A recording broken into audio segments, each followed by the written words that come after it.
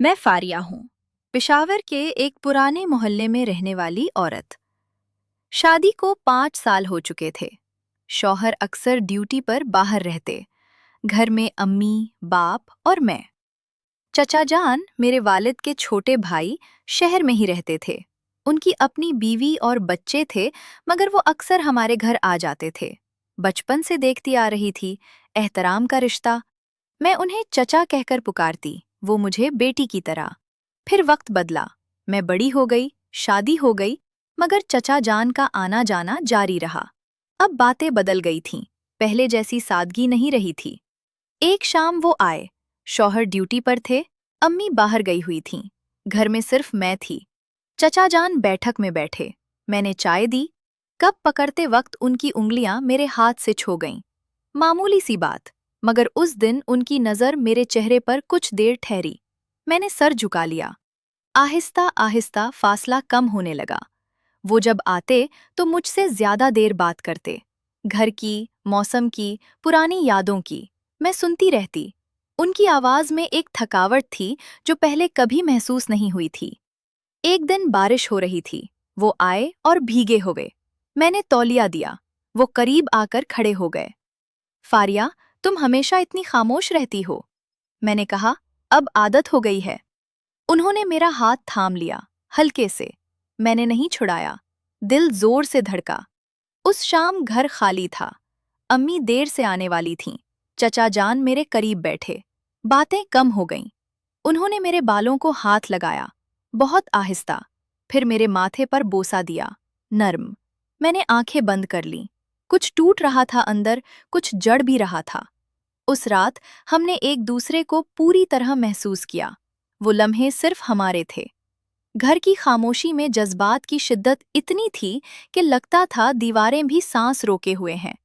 हमने एक दूसरे की सांसों में सांस ली, जिस्म की गर्मी को महसूस किया और दिल की धड़कनों को एक कर दिया। जब अलग हुए तो दोनों खामोश रहे।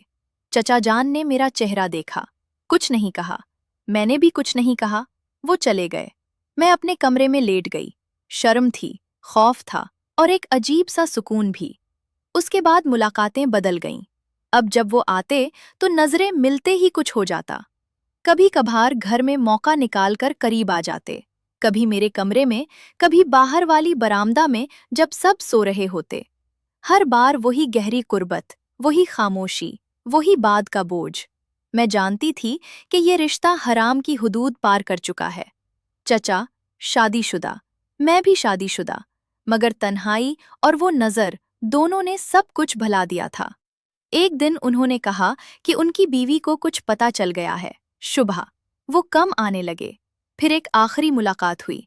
घर में अम्मी नहीं थीं। हमने बगैर ज्यादा बोले एक दूसरे को महसूस किया। उस बार शिद्दत में एक खौफ था, एक उजलत। जब अलग हुए तो उन्होंने कहा, फारिया, अब नहीं हो सकेगा। मैंने सिर्फ सर हिलाया। वो आना कम कर गए, फिर बिल्कुल बंद। खानदान में मामूली सी बातें हुईं, मगर किसी ने खोलकर नहीं पूछा। मैंने भी कभी जबान नहीं खोली। शौहर जब आते तो आम जिंदगी गुजारती, खाना, बातें, खामोशी। मगर कभी कभार रात को लेटी हुई उनकी सांसों की आवाज याद आ जाती, जिस्म की गर्मी, वो लम्हे। दिल भारी हो जाता, मगर आंसू नहीं आते। साल गुजर गए। चचा जान अब शहर छोड़कर दूसरे मकाम चले गए। कभी कभार नाम आ जाता है। मैं खामोश रहती हूँ। ये कहानी किसी को नहीं बताई, ना कभी बताई जाएगी।